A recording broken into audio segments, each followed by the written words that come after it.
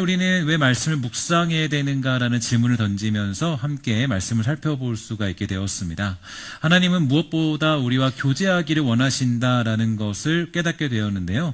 여기서 말하는 교제는 이제 그냥 너와 내가 아는 정도, 너는 누구고 나는 누구다, 이런 정도의 교제가 아니라 이 주님께서 원하시는 교제는 삼위일체 하나님이 서로를 아는 것 같은 교제입니다. 그러니까 하나님이, 그러니까 성부 하나님이 성자 예수님을 아시고 성자 예수님이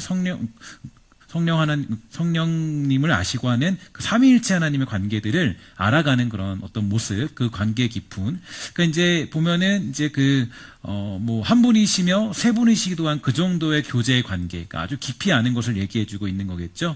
그 모습을 회복하시기 위해서 예수님을 이 땅에 보내셨고, 또한 고난당하시고, 죽으시고, 부활하셨다라는 것을 기억할 필요가 있는데요. 그러므로 우리가 하나님 아버지와 교제할 수 있는 가장 중요한 방법이 한 가지 있다면, 예수님께서 본질적으로 말씀이시기 때문에 그 말씀을 읽는 것보다 더 큰 교제는 존재하지 않을 것입니다. 즉, 말씀을 통해서 하나님과 교제하는 것보다 더 큰 방법은 존재하지 않고, 이 말씀을 읽고 묵상하는 것이야말로 삼위일체 하나님과의 온전한 교제를 누릴 수 있는 가장 최적화된, 가장 정확한 방법이라고 얘기할 수가 있다라는 거겠죠. 그렇기 때문에 그리스도인에게 말씀을 묵상하는 것은 선택이 아니라 필수입니다. 따라합시다. 선택이 아닌 필수다. 뭐가요? 그렇죠. 예, 말씀 묵상이 선택이 아닌 필수다라는 것을 기억할 필요가 있는데요. 제가 이제 이번 연도에 들어서 말씀 묵상에 대해서 여러분들에게 아주 강력하게 권고하고 있는데, 그렇게 하는 이유가 있습니다. 뭐냐면, 제가 적어도 이제 그 목회자로서, 담임 목회자로서 여러분들에게, 정말 여러분들에게 가장 큰 선물은 어떤 것일까? 여러분들에게 가장 좋은 것을 주는 것은 아무래도 여러분들이 정말 스스로 말씀을 먹고 또 묵상하고 정말 진짜 성도가 되는 그런 길로 가는 것, 그것보다 더 좋은 목회자의 길이 어디 있겠습니까? 제가 이제 그런 일들을 반드시 해내고 말겠다라는 그런 결단과 다짐들을 주님이 주신 것 같고, 여러분들이 정말 이 말씀을 묵상하는 힘을 길러서 이번 한 해가 여러분들이 정말 깊은 마음에서 하나님을 깨닫게 되는 은혜가 있게 되기를 간절히 소망합니다. 그래서 이제 1월 달까지, 2월 첫째 주까지는 아마 말씀 묵상에 대한 그런 이야기들이 제가 여러분들이 선포하게 될 것이고, 또 말씀 수련회 지금 한 2주 동안의 주일 저녁에는 진짜 성서 유니온에서 와서 여러분들에게 직접적으로 말씀 묵상하는 법을 이제 온전히 가르쳐주는 시간도 가지게 될 겁니다. 그래서 2월 달까지 여러분들과 제가, 또 우리 신성교회가 말씀 묵상하는 법을 완전히 터득을 해서 3월 달부터는 진짜 말씀 묵상을 아주 깊이 할 수 있는 그런 어떤 은혜들을 누리게 되는 것이 제가 원하는 이번 연도의 목회인데요.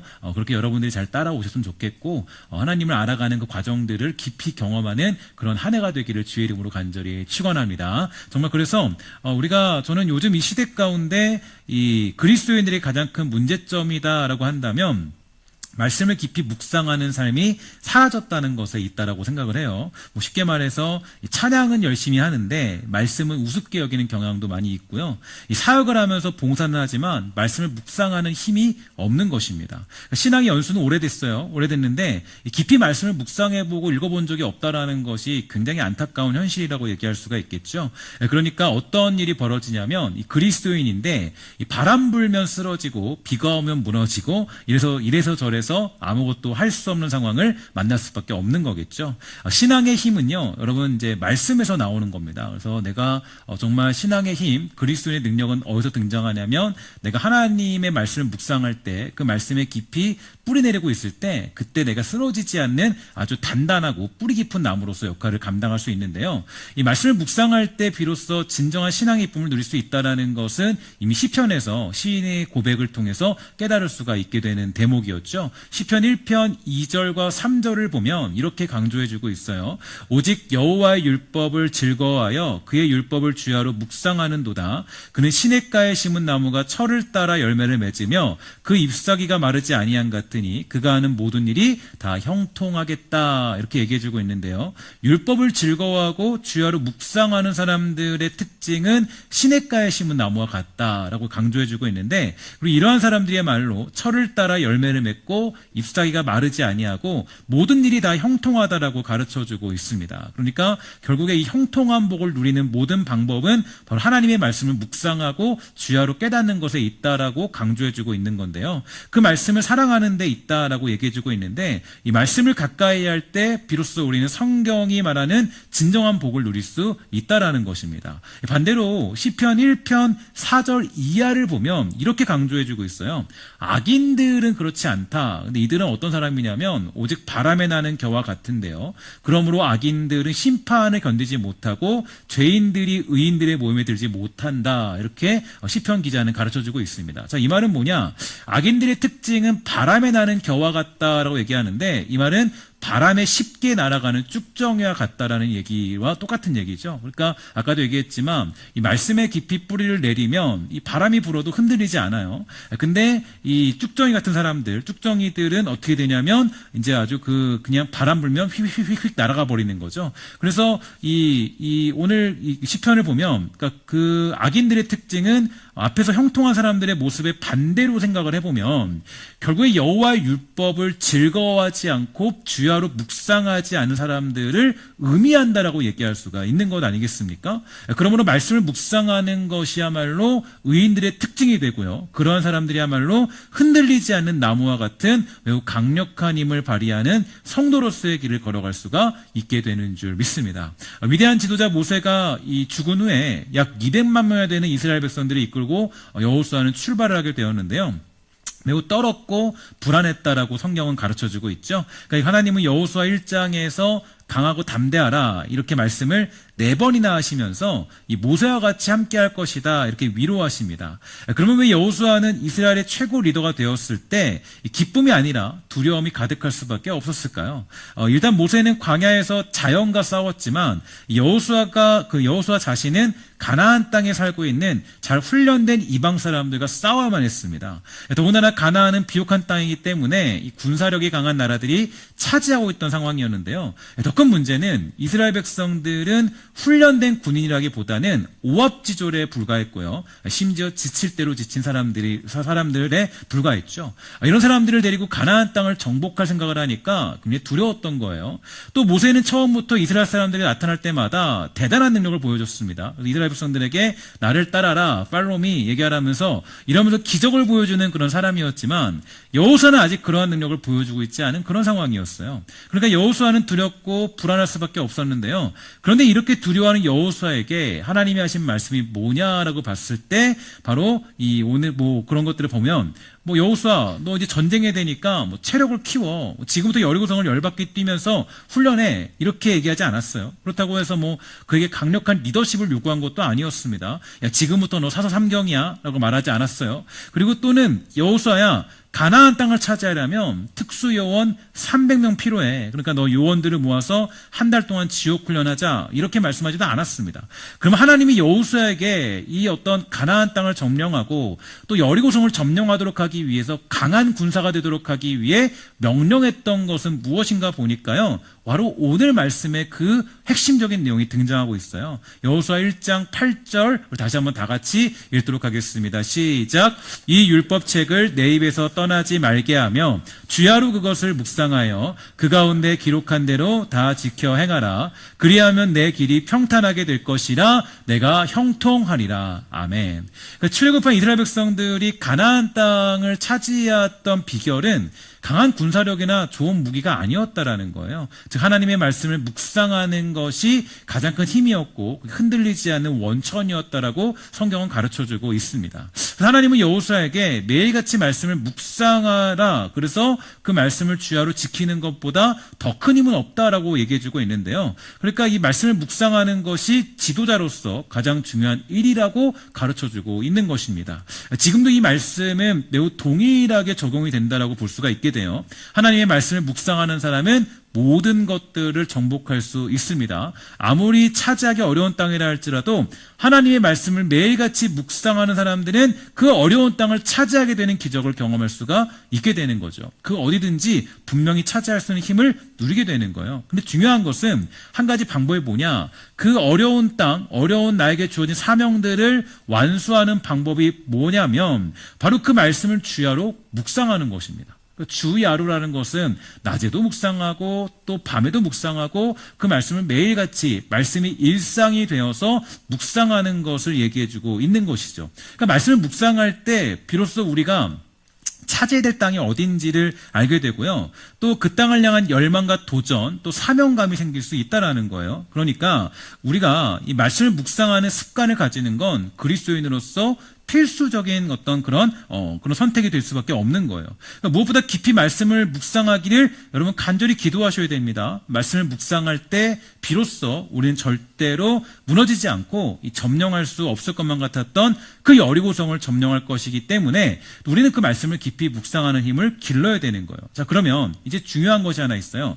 뭐냐면 우리는 어떻게 하나님의 말씀을 과연 묵상해야 될까요? 그 말씀을 묵상하는 방법, 이 방법이 중요하지 않겠습니까? 그런데 이 방법에 대해서 여러 가지 방법들을 제시해 볼 수 있습니다. 그래서 뭐 8단계 방법, 아니면 또 귀납적 성경 읽기 등등 여러 가지 방법 등으로 하나님의 말씀을 묵상하고 해석하는 방법들이 있는데요. 사실 묵상이 좀 힘든 이유가 어디 있냐면 이 묵상이라는 것은 이 마음을 비우는 것 같은 그런 행위가 아니에요. 그런 게 아니라 아주 깊고 동적인 사고작용을 통해서 이 마음을 가득 채우는 것이기 때문에 이 묵상이라는 것은 굉장히 좀 이렇게 많은 방법과 연구가 필요한 게 분명합니다. 그래서 많은 방법들을 묵상 전문가들은 우리들에게 제시해주고 있는데 여러 가지 방법들이 있겠지만 대부분 제가 이 묵상하는 방법들을 연구해 보니까 가장 중요한 거는 이제 고전적인 방법이 있습니다. 바로 렉치오 디비나라는 방법이 되는데요. 이 방법은 이제 렉치오 디비나라는 방법은 이제 굉장히 고전적인 방법이고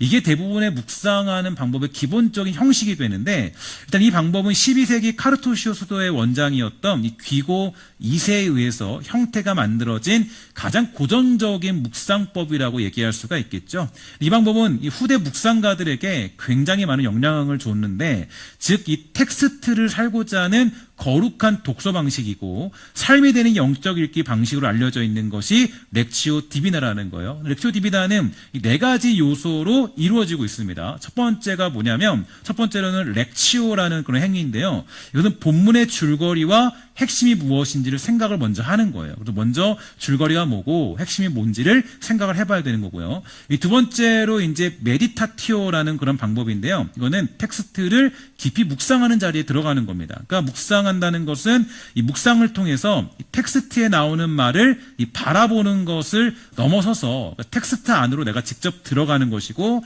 그 상황에 참여하고 대화하며 공감하는 것을 의미해주고 있는데요. 세 번째 방법은 뭐냐면 이 오라티오라는 방법입니다. 이거는 텍스트를 놓고 기도하는 것인데 이 본문 말씀을 붙들고 기도하는 것은 가장 자연스러운 하나님과의 교제이고 또는 기도가 된다고 할 수 있겠죠. 그러니까 우리가 읽은 것으로 기도하면서 하나님이 계시하시는 말씀에 이 적극적인 삶으로 반응하는 것입니다. 네 번째로는 이제 콤템플라티오라는 건데요. 바로 텍스트를 살아내는 것을 가르쳐주고 있습니다. 저는 이게 좀 콤템플라티오라는 행위가 굉장히 중요하다고 생각하는데 이 묵상에서 이 마지막 단계가 이루어지지 않으면 사실은 묵상을 반만 한 거고 다 하지 않았다라고 얘기할 수 있을 정도로 이 콤템플라티오라는 행위가 굉장히 중요합니다. 그래서 이 텍스트를 살아내는 것, 내 삶에 적용하는 건데 이 콤템플라티오라는 뜻은 깊이 바라본다는 의미를 가지고 있는데요. 하나님을 바라보는 것, 그래서 결국 성경이라는 계시의 말씀에 자신을 굴복시키고 그 말씀을 묵상하고 기도한 텍스트를 매일의 일상에서 살아내는 것을 가르쳐주고 있습니다. 이 4가지 요소를 이제 여러분들이 꼭 순차적으로 해야 되는 건 아니에요. 내가 첫 번째로 내가 렉치오라는 행위를 해야겠다. 내가 메디타티오라를 해야겠다. 아니면 내가 오라티오를 해야겠다. 이게 순서대로 하는 것이 아니라 이 4가지 요소가 이제 형식적이 아니라 상호작용적으로 이제 한 번에 일어나기도 하고요. 어떤 것들이 먼저 일어나기도 하는데 이 4가지 방식들이 이제 교차적으로 일어나는 것이 분명합니다. 어쨌든 그러는 가운데 이 완성을 이루게 되는데 이 렉시오 디바노를 통해서 이제 어떤 것이 완성되냐면 나의 삶에서 어떻게 살아낼 것인가, 내 삶에서 과연 이 말씀을 적용을 어떻게 할 것인가가 이제 굉장히 중요한 그런 어떤 이 결론 도출이 되는 거죠. 이게 되게 중요한 거예요. 그래서 여기에 대해서 유진 피터슨이 이렇게 얘기해 줬어요. 렉치오 디비나는 성경 성경을 읽는 방법론적 기술이 아니래요. 그것은 예수님의 이름으로 그 텍스트를 살아내는 습관이 개발되고 발전된 것이다. 그것은 성경이 교회를 형성하고 이 땅에서 소금과 누룩이 되는 유일한 길이다. 이렇게 얘기해주고 있습니다. 그리고 이 말씀을 읽고 묵상하는 것은 어떠한 삶을 살아내는가 여기로 가야 된다는 거죠. 그러니까 이 말씀을 읽고 묵상하는데 만약에 삶이 없다면, 변화가 없다면 그것은 그저 지식이 될 뿐이고요. 지식으로 남은 신앙은 썩게 되어서 우리를 죽이는 지식이 될 수밖에 없습니다. 여러분 보세요. 그래서 이 지식이 많고 행위가 없으면요, 이 지식으로 말미암아 사람 죽이기 딱 좋습니다. 내가 지식을 많이 가지고 있잖아요. 그럼 지식으로 사람 죽이는데 제일 쉬워요. 사람을 상처 주고 괴롭게 만드는데 가장 필요한 건 지식이죠. 그러니까 내가 지식이 있으면 야, 너 그거밖에 모르니? 난 이렇게 알고 있는데, 근데 이 지식의 삶이 없으면 절대로 이 지식은 살아있는 것으로 얘기할 수 없고요. 죽은 지식이 되면서 썩은 냄새를 풀풀 낼 수밖에 없다라는 거예요. 그 어떤 상황들이 어디 있는가? 이 바리새인들을 보면 나타나고 있죠. 그러니까 바리새인들에게도 그대로 나타나는데 바리새인들의 지식이 굉장히 좋았어요. 그러니까 보면 제가 이번에 그 성경 거기 그 세계박물관 가니까 놀라운 게 그들은 정말 대단하더라고요. 막 글 쓰는데요. 글씨를 쓰는데 글씨가 진짜 이게 와, 제가 보니까 그런 글씨는 찾아볼 수 없을 정도로 진짜 글을 너무 똑바로 잘 써요. 정말 이건 뭐 인쇄한 정도로 많이 쓰는데, 그러니까 이 글을 쫙 쓰는데 쓰다가 이제 막 그 서기관들이 글을 쓰다가 이게 뭐 그 한 글자가 틀리면요, 여기를 이렇게 이만큼을 싹 다 지우고 다시 새로 써야 돼요. 더군다나 이제 쓰다가 막 여호와라는 단어는 틀리잖아요. 그러면 아예 다 전체를 뒤집고 다시 다 써야 돼요. 그러니까 이 사람들은 이 어떤 지식적인 수준이나 이런 이 기본적인 지식들이 굉장히 뛰어난 사람들이에요. 제가 보면 또 깜짝 놀란 게 여러 가지 것들을 봤을 때 성경적인 지식, 또 어떤 지식들이 굉장히 뛰어나다는 것을 느낄 수 있었습니다. 어쨌든 간에 이제 이 바리새인들이나 율법사들 이런 사람들이 굉장히 지식이 엄청났는데요. 성경적 지식이 충만했죠. 그러니까 지식이 있는 건 좋아요. 근데 지식이 좋고 지식을 가지면 되게 좋은데, 근데 문제는 선한 사마리안의 비유를 생각해 보세요. 보면은 선한 사마리안의 비유를 보면은 지식이 충만했지만 뭐가 없어요? 삶이 없어요. 삶이 없으니까 결국에는 그 지식은 자신들을 죽일 수밖에 없는 지식이 될 수밖에 없는 겁니다. 그리고 그들은 예수님을 자기 지식으로 죽이는 자리에 서게 되었죠. 그렇게 지식으로 남은 말씀은 무서운 겁니다. 그러니까 여러분, 그러니까 이 어떤 내가 이 신앙적인 면에서 하나님 말씀을 읽는 건 되게 좋죠. 좋은데 그 말씀을 읽었는데 그게 그냥 삶에서 나타나지 않고 지식으로만 나오면 그 지식으로는 사람 죽이기 딱 좋고, 그리고 그것으로 우리가 더러운 냄새를 풀풀 풍길 수 있는 굉장히 무서운 지식이 될 수밖에 없다라는 거예요. 여러분 이렇게 생각해 보세요. 맛있는 음식이 있어요. 맛있는 음식을 막 먹다가 이거는 내가 맛있는 음식을 좀 남겨둬야겠다 하고 내가 그냥 그거를 그냥 가만히 가지고 있어 봐요.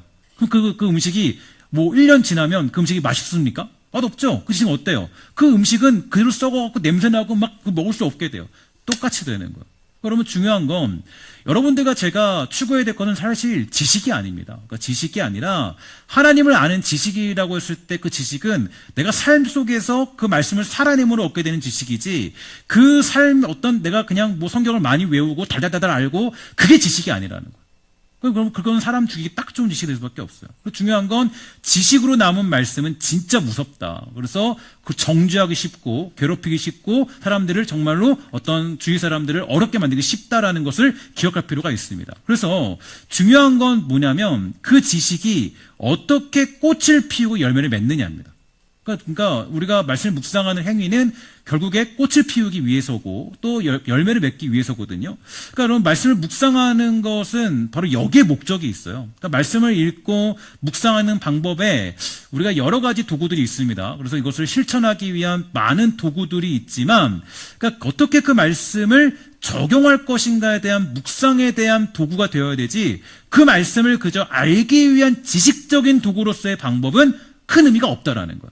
그거는 우리를 오히려 미치게 만들고 오히려 그거를 괴롭게 만들고 악하게 만들 수밖에 없다. 바리새인과 율법사들로 그렇게 보여지는 현상들로 갈 수밖에 없다라는 겁니다. 그러니까 말씀을 적용할 때 우리는 하나님의 말씀에 순종할 수 있기 때문인데, 중요한 것은 이 말씀에 대한 적용이 일어날 때 주관적인 모습과 이 객관적인 모습이 극단적으로 나타날 수 있기 때문에 우리가 좀 말씀을 묵상할 때 또한 굉장히 그런 현상들을 조심할 필요가 있어요. 그러니까 여기에 대해서 이제 여러 가지 유의성들을 제시하고 있지만, 저는 이 무엇보다도 이 말씀을 묵상할 때 중요한 도구가 있다고 생각합니다. 그러니까 도구들이 많이 있죠. 도구가 있는데 그 주관적인 생각과 객관적인 생각들을 잘 조율해지는 도구가 필요한데, 말씀을 묵상하기 위한 도구 중에서 많은 도구들이 있어요. 이런 방법 저런 방법이 있는데요. 저는 여기서 이제 이 도구들, 그러니까 말씀을 깊이 묵상해서 삶으로 살아내기 위한 도구로서 여러분 제시해드리고 싶은 것이 뭐냐면, 바로 저는 깊은 교리에 대한 연구가 인류인에 필요하다라고 꼭 말씀드리고 싶어요. 오늘 제가 이 교리를 쓰다라는 책자를 드리지 않았습니까? 그러니까 어떤 사람들은요, 교회를 그렇게 오래 다녀도 한 번도 교리에 대해서 들어본 적이 없다 그래요. 그리고 성경을 주관적으로 객관적으로 치우치지 않도록 만드는 정확한 도구가 우리 믿음의 선배들이 만들어준 교리 아니겠습니까? 근데 교리를 한 번도 접해보지 않은 것은 너무나 큰 문제가 되는 거예요. 그러니까 이 교리를 공부하지 않고 말씀을 묵상하는 것은요, 마치 이런 것과 같습니다. 예를 들어서 여기에 매우 어려운 방정식의 문제가 있다고 가정해봐요. 그럼 이 방정식의 문제를 풀기 위해서는 어떻게 해야 돼요? 그냥 무턱대고 공부하고 무턱대고 그냥 풀어내고 막 풀어보면 그 답이 나옵니까? 그렇지 않죠. 많은 사람들이 연구한 방법대로 그 방정식을 연구해서 풀면 됩니다. 이미 수많은 사람이 연구했던 방법을 토대로 그 문제를 풀면 아주 쉽게 그 문제를 풀 수 있을 거예요. 그런데 그동안 쌓여왔던 것들은 무시한 채 그 수학 문제를 푼다면 엉뚱한 소리를 하거나 절대 풀 수가 없겠죠. 물론 아주 엄청난 천재가 있어서 그 문제를 풀 수 있는 일이 있을지도 모르겠지만, 그건 정말 100만 분의 1의 확률 정도밖에 되지 않는 것입니다. 그러니까 교리라는 것도 마찬가지예요. 그러니까 말씀을 해석하는 가장 기본적인 도구는 바로 교리라는 것입니다. 그래서 교리를 내 가슴과 영혼과 지식에 장착을 하고 말씀을 읽으면 그 말씀을 온전히 깨닫고 바르게 삶에 적용할 수 있게 되는 거예요. 그러면 그러니까 제가 말씀드렸지만 많은 도구들이 있어요. 이런 방법, 저런 방법으로 막 성경을 이렇게 해석하고 하는 방법이 있겠지만, 가장 중요한 기본적인 도구와 잣대는 바로 이 교리가 중요한 도구와 잣대가 될 수 있다. 그리고 그것으로 적용했을 때 나의 삶에서 이 말씀을 살아내기 위한 가장 정확한 방법들로 나타나게 된다라는 것입니다. 이게 바로 역사적인 신학 속에서 우리가 말씀을 살아내는 방법이 되는 거예요. 그래서 결국에 말씀을 읽고 묵상하는 것은 삶을 살아내는 것인데, 교리를 바탕으로 말씀을 깊이 묵상하고 그 말씀을 읽고 또 반복할 때 비로소 살아내야 될 삶이 무엇인가를 정확하게 깨달을 수가 있다라는 거예요. 디모데후서 2장 7절을 보니까 사도 바울은 이렇게 말하고 있습니다. 우리 함께 다 같이 읽도록 할게요. 시작. 내가 말하는 것을 생각해보라. 주께서 범사에 내게 총명을 주시리라. 아멘. 그러니까 본문을 깊이 생각하고 묵상할 때 우리 주님께서 성령을 통해서 범사에 총명을 주신다라는 거예요. 그러니까 여기서 이제 우리가 기본적인 해석 방법은, 그러니까 우리가 교리를 따라서 말씀을 해석하게 되는데, 이 사도 바울도 그래요. 사도 바울도 이제 그 모든 것들을 제시할 때, 그러니까 사도 바울 자체가 교리적인 내용을 전파한 거잖아요. 그러니까 사도 바울이 잘못된 신학을 가진 사람들을 향해서, 야, 그렇게 언제 예수님 말씀했어? 말씀하지 않았지? 예수님 말씀하신 건 이런 의도야, 이런 의미야라고 분명히 얘기해 주면서 그 말씀을 해석하도록 유도하고 있습니다. 그러니까 우리가 하나님의 삶을 살아내는 방법은, 그러니까 하나님 말씀을 깊이 묵상하는데 무턱대고 그냥 우리가 묵상하다 보면 아무렇게 그 말씀을 묵상하게 돼요. 그러니까 주관적으로 내 마음대로 내 생각대로, 그러니까 이거는 이거니까 저렇게 해보면 되지, 이렇게 해석한다고요. 그러면 그때부터 삶이 사라지지 않는 거예요. 그러니까 삶을 살아내기 위해서는 정확한 해석 방법이 필요하다는 거죠. 그래서 우리가 그렇게 깊은 기본 속에서 말씀을 묵상할 때, 그때 바로 뭐가 있냐면, 그때 내가 삶으로 살아내는 놀라운 꽃과 열매들을 경험할 수가 있게 되는 거예요. 특히 묵상하다를 뜻하는 히브리어를 보면요, 이제 읊조리다, 중얼거린다는 뜻을 가지고 있는데요. 말씀을 또한 여러분들이 또 깊이 읽고 중얼거리는 것은 큰 유익을 준다고 할 수 있어요. 일단 김영복 목사라는 분은 이렇게 얘기해 줬습니다. 저는 묵상이 정체되어 있다고 느끼면 홀로 걷습니다. 걸으면서 그동안 묵상한 내용을 가지고 누구에겐가 말하는 것처럼 중얼거립니다. 그러다 보면 엉켜있는 생각의 실타래가 풀리고 납니다.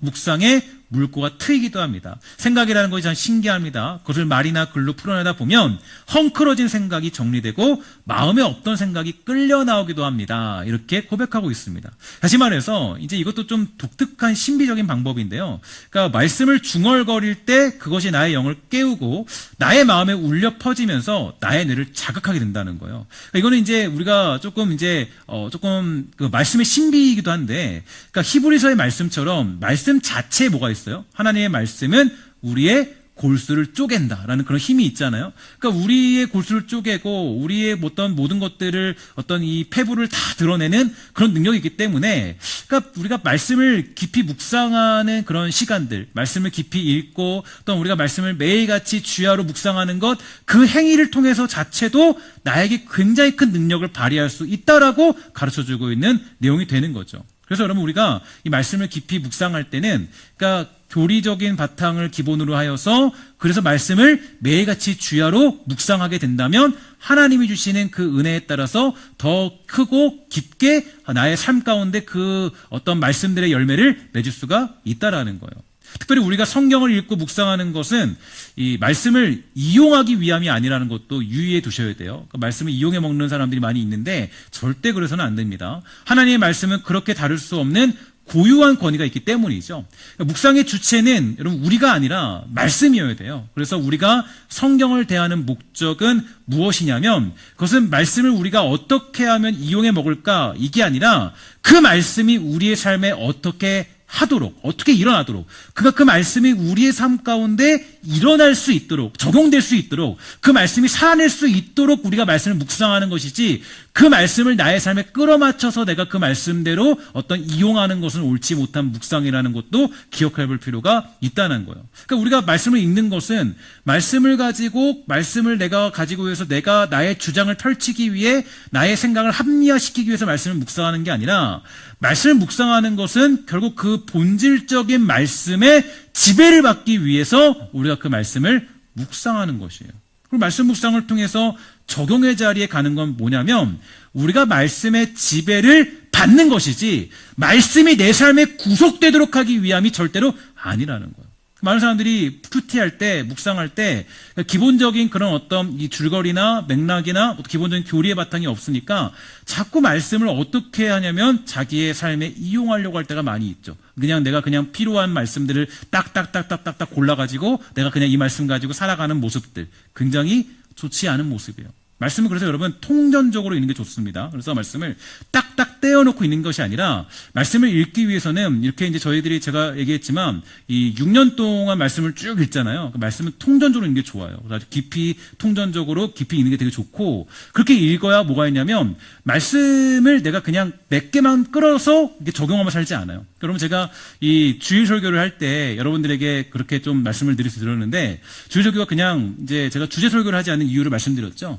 주제 설교를 하지 않는 이유는 거기 있습니다. 주제 설교를 하면 제가 여러분들에게 제 감정과 내 생각을 실어서 여러분들에게 말씀을 사용할 수밖에 없어요. 그럼 내가 편하잖아요. 그러니까 조금 뭐 교회에 필요한 일이 있으면 거기에 맞는 말씀 딱 끌어와가지고 여러분 말하면 되잖아요. 근데 제가 이 말씀 큐티 본문으로 하는 이유는 어디 있냐면, 말씀을 조금 더 통전적으로 해석하기 위해서 여러분들에게 그렇게 하는 거예요.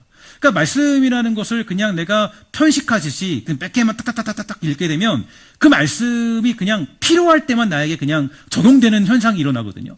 그러니까 말씀은 계속적으로 통전적으로 일어나서 내가 말씀의 지배를 받기 위해 말씀을 묵상해야 되지, 그 말씀을 내 삶에 구속시키기 위해서 말씀을 읽는 것은 옳지 못한 현상이다. 근데 많은 성도들이, 많은 사람들이 말씀을 읽고 묵상할 때 말씀을 몇 가지만을 내가 딱딱딱 골라가지고 그 말씀을 가지고 살아가는 경우가 많이 있기 때문에 큰 문제가 될 수밖에 없다라는 거예요. 그래서 그 말씀이 우리 삶에 이루어지도록 하기 위한 통로를 열어내기 위해서 말씀을 묵상하는 것입니다. 그리고 그 말씀이 내 안에 머물러 있도록 하기 위함이 아니에요. 그래서 오늘 이번 연도의 주제가 말씀이 일상이 된다라는 것은 그 말씀이 나의 전인격과 그 매일을 지배하도록 하기 위함이 목적이 될 때 비로소 말씀이 일상이 되는 삶을 살아낼 수 있다라는 거예요.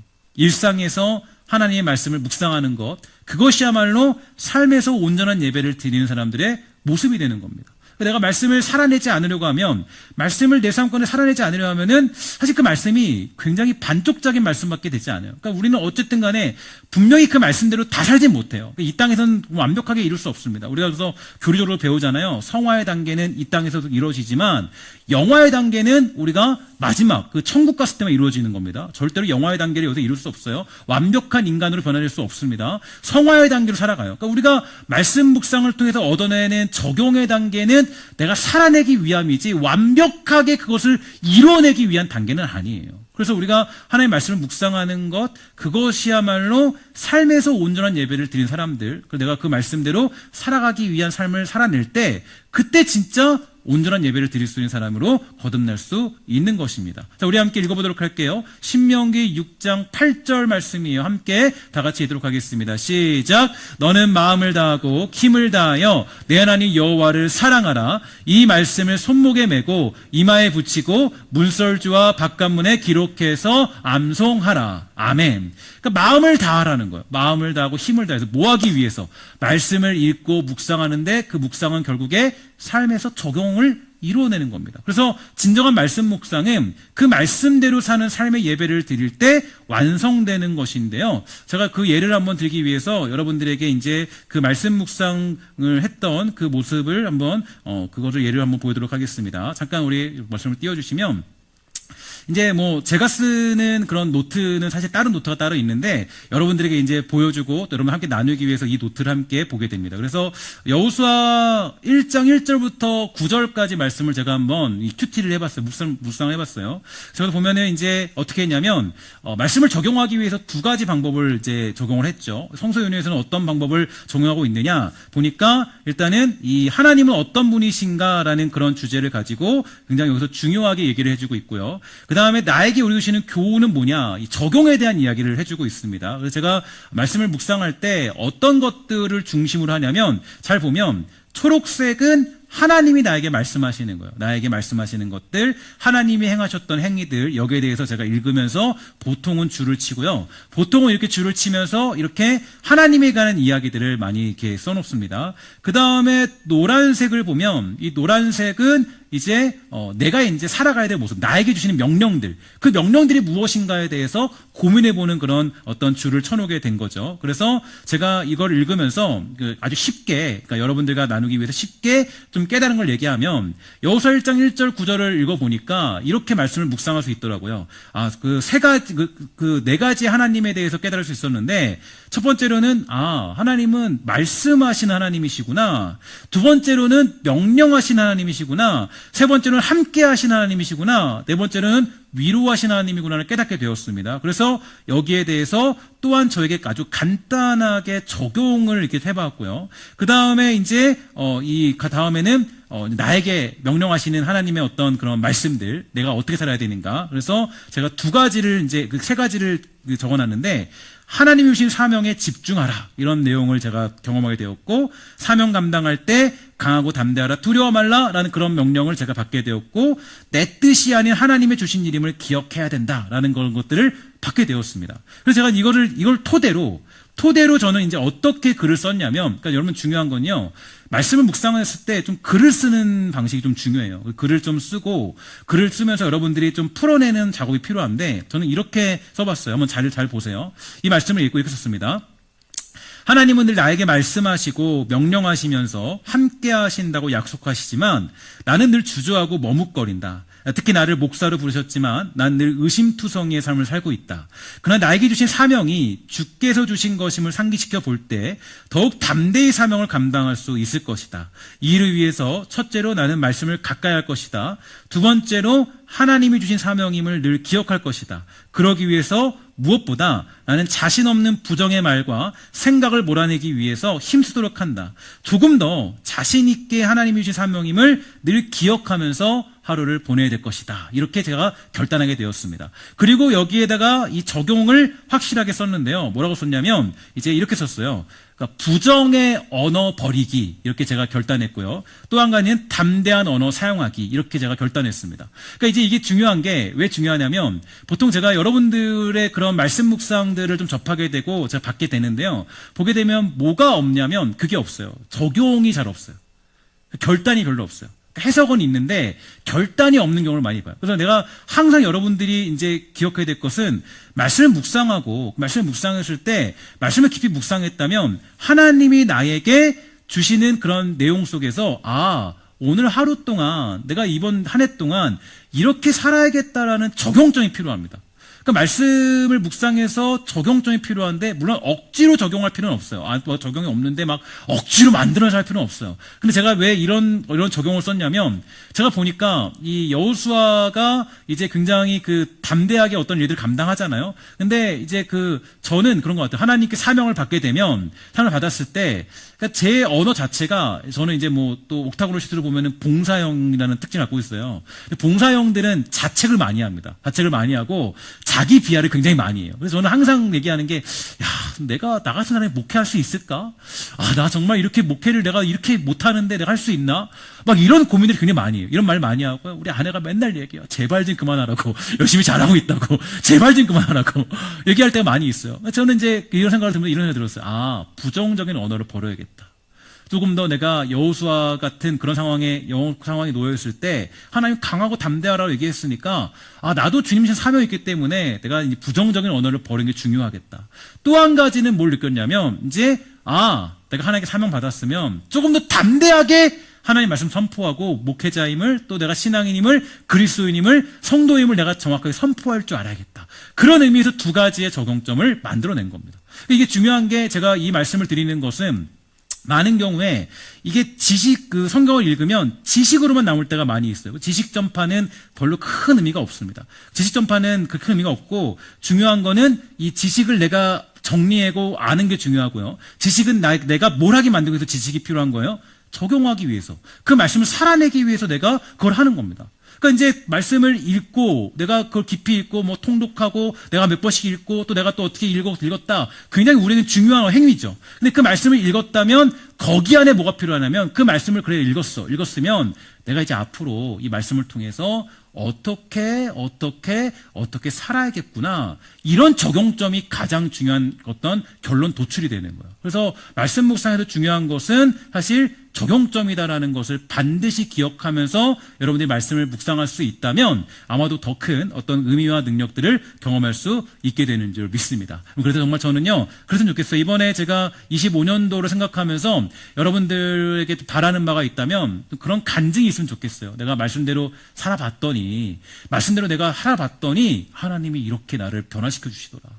이게 정말 교회 모습이잖아요. 그러니까 어떤 이 말씀을 상고하여서 깨달아서 그 말씀을 그냥 내가 상고했다라는 것은 이게 그냥 내가 말씀을 기억해봤다 이게 아니라 상고했다는 결국에는 이 지식이 삶에 대해서 체득되었다는 걸 의미해주고 있거든요. 그러니까 이 베레아 사람들은 말씀을 상고해서 정말 뛰어난 사람들이었잖아요. 그냥 말씀을 많이 알았기 때문에 그들이 뛰어났다고 그랬을까요? 또 그들이 또 그 초대교인들이 저들이 그리스도인이라고 불렸다라고 했을 때 특징이 뭐였어요? 그들이 정말 행했던 행위와 행실을 보면서 그들은 그리스도인이구나라는 그런 어떤 평가를 받게 됐습니다. 이 얘기는 뭐냐면 행위가 없으면, 그러니까 행위라는 것이 꼭 구원의 구원의 어떤 필수 조건은 아니에요. 그러나 내가 예수를 믿고 있는데 지식만 충만하고 내가 그 어떤 행위를 어떤 등하시하며 삶에 대한 모습이 없고 변화에 대한 추구가 없다면 그만큼 유약한 그리스도인도 없을 거예요. 예수를 믿고 있는데 내가 여전히 똑같은 언어를 사용하고 있고 예수를 믿고 있는데 여전히 변하지 않은 삶을 살고 있고 예수를 믿고 있는데 여전히 그대로다. 그건 뭔가 문제가 있는 거예요. 결단이 필요한 거죠. 그러니까 하나님이 문제든 내가 문제든 뭔가 문제가 있는 거예요. 그러면 문제는 뭐예요? 하나님 문제 없으니까 누가 문제 있는 거예요? 내가 문제 있는 거죠. 하나님 말씀을 내가 깊이 깨닫지 못하고 해석하지 못하고 적용하지 못했으니까. 그러니까 여러분 우리가 중요한 건 정말 간증이 있는 삶을 살아내야 돼요. 그러니까 간증이 있다는 게 꼭 우리 했더니 기도했더니 대학교 갔어요. 이게 아니에요. 내 삶에서 어떤 변화가 일어났다라는 간증들, 고백들. 이게 바로 우리가 그 말씀을 통해서 깨닫게 되는 그런 내용들이 되는 거죠. 사랑하는 여러분 정말 축복하는 것은 25년도를 통해서 정말 저는 그런 목표와 계획들이 있어요. 우리 성도들이 정말 우리 교회가 여러모로 부흥할 수 있겠죠. 여러모로 어떤 많은 미래를 생각할 수 있어요. 근데 제가 생각하는 미래는 뭐냐면 여러분들이 정말 변화되는 삶을 살아내서 그 삶 속에서 사람들이 전도되고 사람들이 정말 신성교회 하면 이들이 말씀대로 살아내기 위해서 발버둥치고 있구나. 그런 교회가 되었으면 좋겠다라는 마음이 너무 들어요. 하나님이 주시는 도전 같아요. 여러분들 그렇게 정말 말씀 묵상을 통해서 새로운 삶으로 변화되는 역사가 사랑하는 우리 성도들과 또 우리 신성교회 가운데 아주 아름답게 일어나서 내게 부탁한 아름다운 것을 지켜라라는 그 명령처럼 여러분들 그 부탁한 아름다운 것들을 완벽하게 지켜내고 온전히 지켜낼 줄 아는 그러한 그리스도인의 기쁨과 즐거움들이 사랑하는 성도들에게 있게 되기를 주의 이름으로 간절히 축원합니다. 기도하도록 하겠습니다. 하나님 감사합니다. 은혜 주셔서 우리가 오늘 말씀을 통하여서 다시 한번 이 말씀 묵상을 어떻게 감당해야 되는지 살펴볼 수 있게 되었습니다. 주여 돌봐주셔서 우리가 말씀을 지식으로만 알고 있는 것이 아니라 그 말씀을 삶으로 살아낼 줄 아는 은혜를 베풀어 주옵시고 또 말씀을 엉뚱하게 해석하는 것이 아니라 말씀을 바르게 또 하나님 정말 우리 선배들이 가르쳐준 그 기본적인 방식을 따라 그 말씀을 깨달을 수 있는 귀하고 아름다운 성도가 되도록 주여 돌보아 주시옵소서. 모든 말씀 예수님의 이름으로 간절히 기도합니다. 아멘.